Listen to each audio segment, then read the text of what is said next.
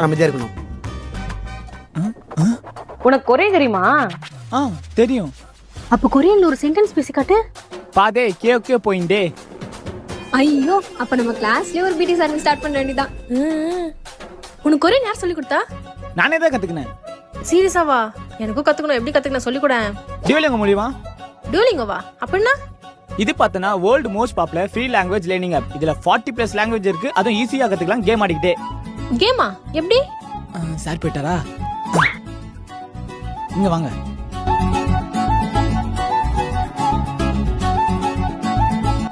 அவ்வளவுதாங்க.